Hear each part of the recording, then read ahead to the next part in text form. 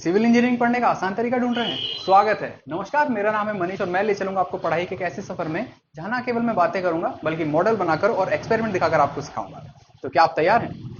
पहली क्लास आज की बेसिक्स की रख लेते हैं, बेसिक फिजिक्स, क्योंकि अगर आपको ये समझ आ गया तो आप आगे तेजी से आगे बढ़ पाएंगे।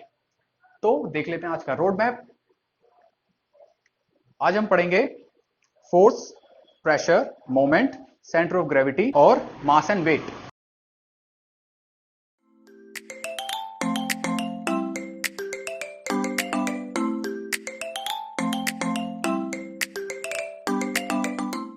फोर्स वह साधन है जिससे हम चीजों को चला सकते हैं, चलती हुई चीजों को रोक सकते हैं, या फिर चलती हुई चीजों की गति कम कर सकते हैं, या फिर हम चलती हुई चीजों की गति को और बढ़ा भी सकते हैं। और हम क्या कर सकते हैं फोर्स से?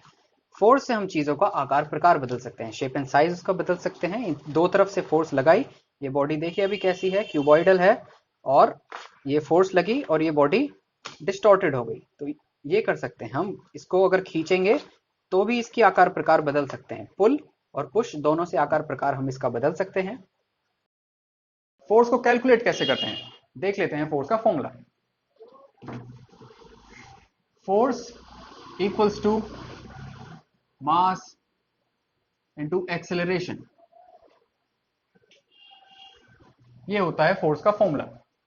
Force equals to mass into acceleration. Mass क्या होता है? मास होता है किसी भी बॉडी में, किसी भी वस्तु में कितना मैटर प्रेजेंट है उसको नापने को हम मास कहते हैं। अगर ज्यादा मैटर किसी बॉडी में है तो उसमें ज्यादा मास होगा, अगर कम किसी बॉडी में मैटर है तो उसका मास कम होगा।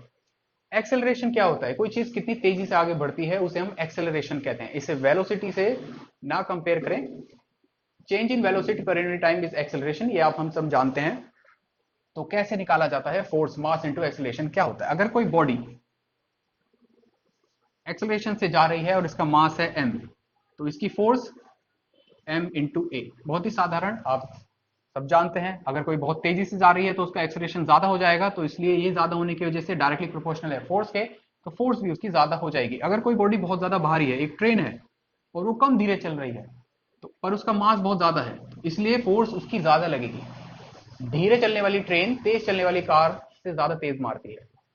और एक और चीज जानते हैं, अगर कोई बॉडी रखी हुई है, कहीं नहीं जा रही, तो हम क्या कहेंगे? उसका एक्सेलरेशन जीरो है, हम यही मानते हैं। पर फिर भी अगर आप उसे यहाँ पे एक वेइंग मशीन रख दें तो वो एक फोर्स देती है जिसे हम कहते हैं वेट। वो कैसे आया? क्योंकि जब भी कोई वस्तु हमारी अर्थ पर है तो उस पर एक एक्सेलरेशन लग रहा है जी। इस जी की वजह से उसमें एक फोर्स आती है जिसे हम mg कहते हैं, और इसी को हम जानते हैं उसके वजन, वेट के नाम से। इस तरह उस बॉडी का वजन आता है। ठीक है। अगर एक सिंगल फोर्स लग रही हो तो हमें पता है बॉडी इस तरफ ही जाएगी। अगर नीचे से फोर्स लग रही हो तो हमें पता है बॉडी ऊपर ही जाएगी। पर अगर एक से ज्यादा फोर्स लग रही हो तब हम कैसे पता करें कि बॉडी कहाँ जाएगी? एक फोर्स इधर से लग रही है, एक फोर्स इधर से लग रही है, बॉडी किधर जाएगी? इधर जाएगी, इधर जाएगी, इधर जाएगी। ये कैसे पता करें? इसके लिए हमें जानना पड़ेगा रिजल्टेंट ऑफ फोर्सेस। एक बॉडी है, उसके ऊपर फोर्स लग रही है, हमने माना एक इस तरफ लग रही है, एक इस तरफ लग रही है। ये 30 न्यूटन लगी हुई है, ये 50 न्यूटन लगी हुई है, और इन दोनों के बीच का एंगल 50 डिग्री है। ये एक एग्जांपल हम ले लेते हैं। तो कैसे करेंगे? इसे कोऑर्डिनेट सिस्टम में डिवाइड कर देंगे। ये एक्स एक्सिस, ये वाई एक्सिस, और अब आप इसको उठा के ले आइए यहां पर।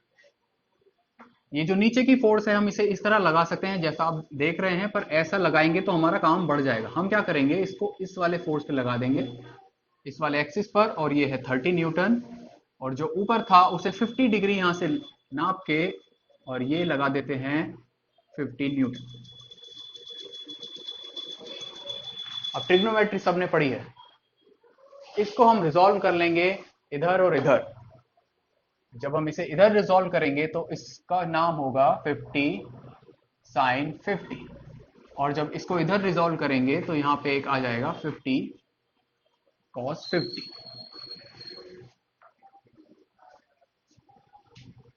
यहां पे डिग्री आ गया। अब इनकी वैल्यूज हम कैलकुलेट कर लेंगे, जल्दी से मैं सॉल्व कर देता हूं इसे।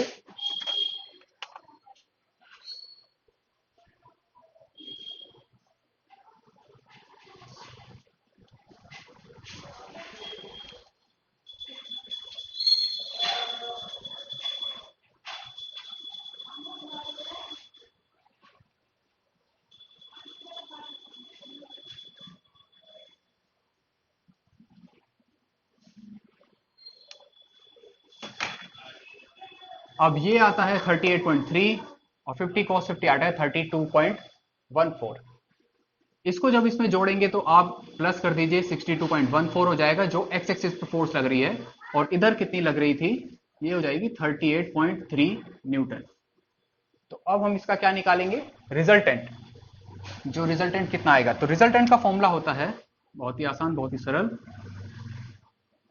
X square plus Y square, क्योंकि ये हमने 90 डिग्री पर रिजॉल्व कर ली है। तो x है हमारा 62.14 स्क्वायर प्लस 38.3 का स्क्वायर, और ये आ जाता है, कैलकुलेट कर लेते हैं इसे,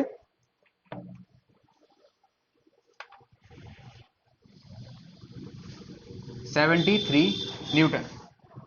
अब हमें ये निकालना है रिजल्टेंट, तो हमें पता चल गया कि कहां कितना रिजल्टेंट आएगा, पर कहां पे फोर्स आएगा। अगर एक फोर्स बॉडी को इधर ले जा रही है, दूसरी इधर ले जा रही है, तो कहीं ना कहीं बॉडी बीच में ही जाएगी, पर ये नहीं पता एग्जैक्टली इधर इधर इधर इधर कहां जाएगी। तो वो कैसे निकालें, उसका फॉर्मूला है हमारे पास tan theta equals to Y by X, या फिर x equals to tan inverse y by X. इसे सॉल्व करिए, y की वैल्यू है हमारे पास 38.3 और x की वैल्यू है हमारे पास 62.14। सॉल्व कर लेते हैं जल्दी से।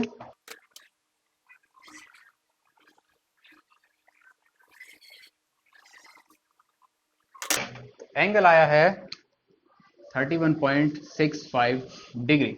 इसका मतलब आप यहां से नापिए 31.65 और इतने डिग्री के एंगल पे आपको फोर्स मिलेगी 73 न्यूटन।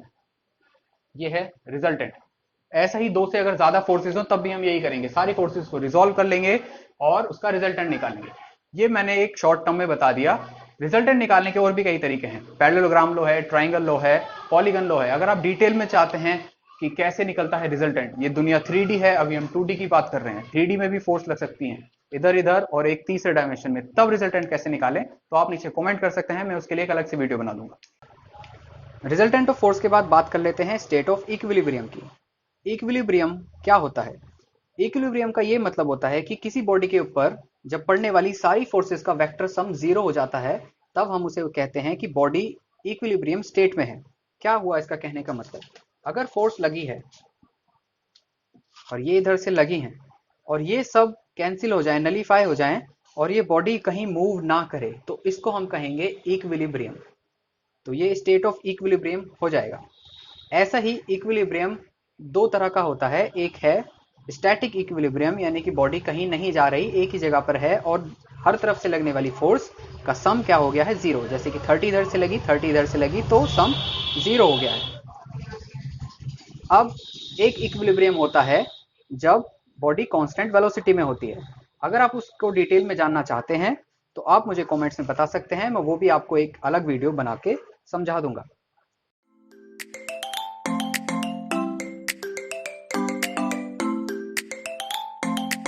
तो ये एक मैंने छोटा सा सेटअप बनाया है आपको फोर्स के बारे में और जानकारी देने के लिए। एक छोटा सा प्लेटफॉर्म है जो मैंने कागज से बनाया है, और ये एक कैलकुलेटर है, हम इसके ऊपर टिकाने वाले हैं। बहुत ही नाजुक सा एक प्लेटफॉर्म है, तो अगर इसका वजन ज़्यादा हुआ तो ये धंस जाएगा, वजन कम हुआ तो ये टिक जाएगा। फोर्स इसी तरह काम करती है, अभी हमने सीखा है। तो ये हमने इसके ऊपर रखा और ये प्लेटफॉर्म ने इसे सह लिया, तो ठीक है।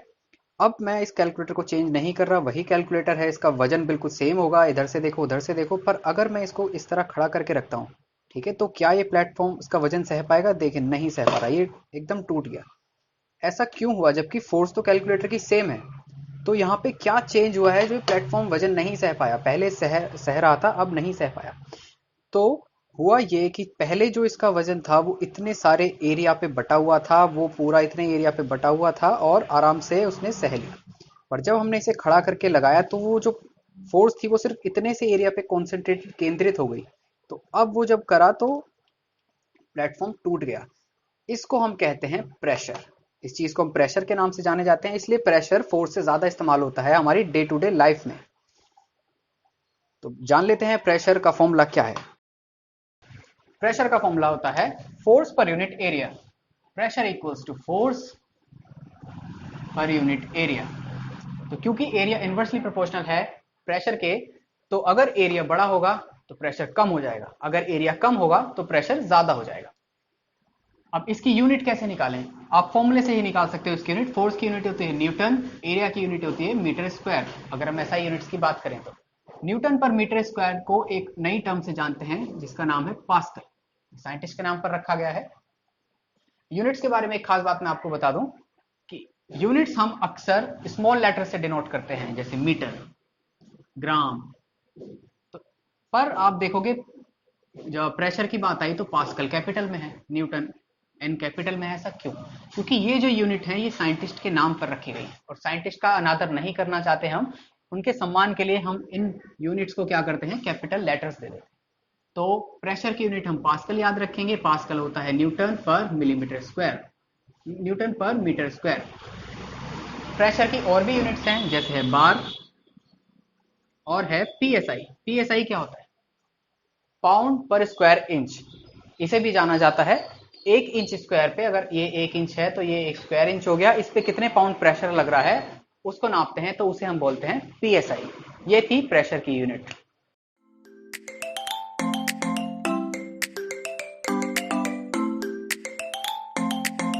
तो ये एक बॉडी है और ये उसका अक्ष है, एक्सिस, जिसके इर्द गिर्द ये घूमेगी। ये फिक्स है यहाँ पे हमने एक फोर्स लगाई है 50 न्यूटन की, और इस एक्सिस से जो इसका अक्ष है इससे दूरी इसकी 2 मीटर है। तो हम मोमेंट कैसे निकालेंगे? तो मोमेंट होता है force into distance from the fixed axis.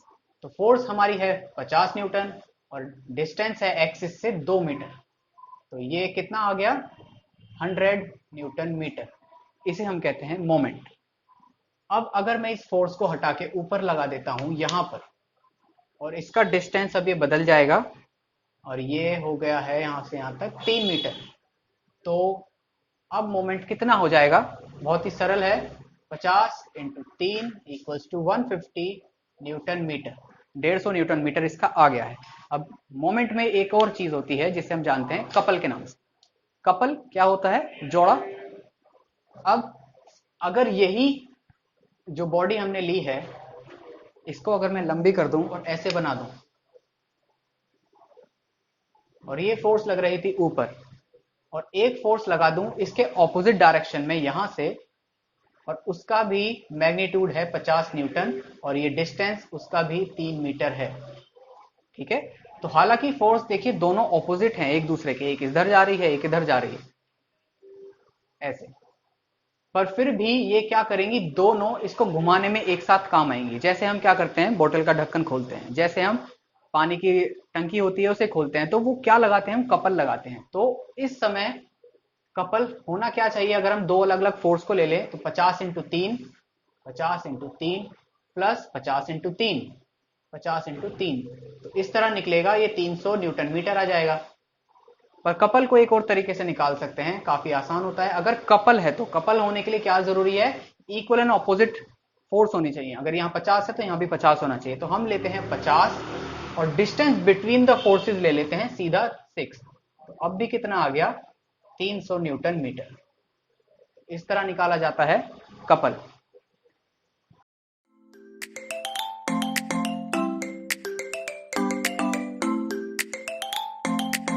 Centre of gravity. Centre of gravity एक काल्पनिक सिद्धांत है। हमने इसे बनाया क्यों? इसलिए बनाया ताकि हम अपनी कैलकुलेशन आसान कर सकें। ये एक पत्थर है, इस पत्थर में हर एक जगह छोटे से छोटा कण अपना एक मास, अपना एक वजन लेके बैठा है, जो कि नीचे की तरफ फोर्स लगा रहा है ग्रेविटी के चलते। अब हम क्या करते हैं, इन सारी फोर्सेस को जोड़कर एक बिंदु ऐसा ले लेते हैं जहां पर ये फोर्स लगेगी, और वो मैंने काली रेखा से दिखाया आपको, ब्लैक लाइन जो दिख रही है, यानी कि ये इस रेखा पे इसका सारा वजन लगेगा। लगता नहीं है पर हम ऐसा मान लेते हैं, इसलिए काल्पनिक सिद्धांत है। क्यों मानते हैं? ताकि हमारी कैलकुलेशन आसान हो सके। अब इसका एक मैं उदाहरण आपको दिखाना चाहूंगा मैं डेली लाइफ से। जैसे एक बहुत अच्छी बड़ी कंपनी है टाटा, तो उसमें काफी सारे हजारों एम्प्लॉयज हैं, ये आप जानते होंगे, पर ये नहीं जानते होंगे कौन कौन एम्प्लॉय हैं। हर एक एम्प्लॉय अपना अपना काम करता है, सबका छोटा छोटा सबका बड़ा, जितना भी काम होता है हर कोई काम करता है, पर हम उन्हें नहीं जानते। पर आप किसे जानते हैं? आप जानते हैं रतन टाटा जी को। हम मानते हैं जितनी टाटा कंपनी चल रही है वो किसके आधार पर चल रही है, रतन टाटा जी के आधार पर। तो वो क्या है, वो है सेंटर ऑफ ग्रेविटी, किसके, टाटा के। तो इसी तरह हम मानते हैं, क्योंकि अगर हम हर एक इंप्लॉय को लेके चलेंगे तो हमें पता ही नहीं चलेगा कौन कितना क्या काम कर रहा है। हम कभी रेफर करेंगे टाटा कंपनी के लिए तो क्या कहेंगे, रतन टाटा, सीधा एक ही नाम आएगा, रतन टाटा। तो ऐसा ही सेंटर ऑफ ग्रेविटी होती है। अब देखेंगे कि काम कैसे आती है। एक अभी मैंने आपको एग्जाम्पल दिखाया था, मोमेंट ऑफ फोर्स में जब मैं दिखा रहा था तो फोर्स बना के दिखाई थी सिंगल एरो से। अब अगर सिंगल एरो से फोर्स नहीं है, मैंने यही वाला पत्थर यहां रख दिया, तो अब ये बताइए मुझे कितना मोमेंट लगेगा, और ये डिस्टेंस आप कैसे बताओगे कि कहां पे कितना मोमेंट लगेगा। तो इसलिए सेंटर ऑफ ग्रेविटी निकाली जाती है। जितनी भी छोटी छोटी फोर्सेज हैं उसको नेग्लेक्ट कर दिया जाता है, एक कॉमन फोर्स मानी जाती है, और सारे पत्थर की फोर्स इस वाले पॉइंट पे लग रही होती है। तो अब आप क्या करेंगे, यहां से यहां तक का डिस्टेंस लेंगे। अगर ये है x और ये था f, तो आपका मोमेंट हो जाएगा f इंटू एक्स। इस तरह निकालते हैं, इसलिए सेंटर ऑफ ग्रेविटी का उपयोग होता है। सेंटर ऑफ ग्रेविटी की तरह centre of mass, centre of pressure, ऐसी काफी सारी चीजें होती हैं। सेंटर ऑफ ग्रेविटी निकालते कैसे हैं, अगर आप ये डिटेल में जानना चाहते हैं तो इसके लिए आप कमेंट्स में मुझे बता सकते हैं, मैं इसके लिए अलग से वीडियो बना दूंगा। अभी ये वीडियो बहुत ज्यादा लंबी हो जाएगी तो इसलिए मैं सिर्फ बेसिक्स ले रहा हूं। अगर आप चाहते हैं डिटेल में पढ़ना तो आप वो मेंशन कर सकते हैं कमेंट्स में, मैं उसके लिए एक अलग से वीडियो बना दूंगा।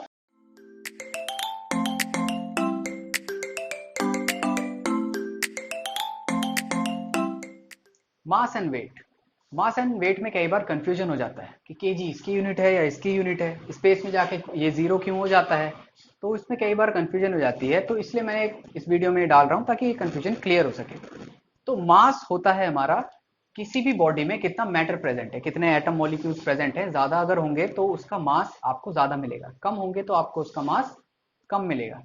तो वेट क्या होता है, अगर वही बॉडी जब ग्रेविटी के संपर्क में आ जाती है तो ग्रेविटी उसे नीचे की तरफ खींचने लगती है, तो वो बॉडी एक फोर्स लगाने लगती है, उस फोर्स को हम कहते हैं वेट। अगर ग्रेविटी नहीं खींचेगी, पहाड़ भी खड़ा हो तो आप उसे ऐसे हाथ से उठा लेंगे, अगर ग्रेविटी नहीं होगी, क्योंकि वो कोई भी फोर्स नहीं लगाएगा, वो फ्री फ्लोट होगा जैसा कि स्पेस में होता है।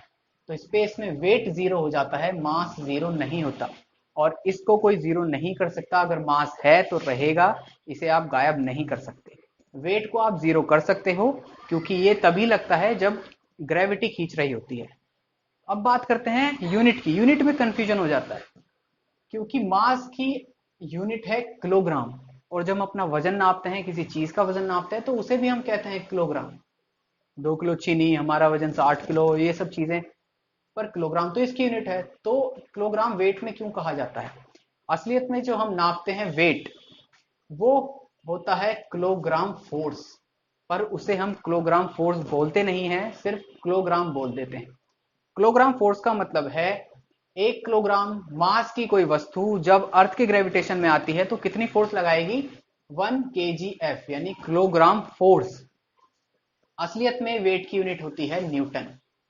ये कैसे निकलती है आपको मैंने समझाया था, force equals to mass into acceleration. जब मास में एक्सेलरेशन आप मल्टीप्लाई कर दीजिए तो आपकी यूनिट आ जाएगी फोर्स की, और वही होता है हमारा वेट।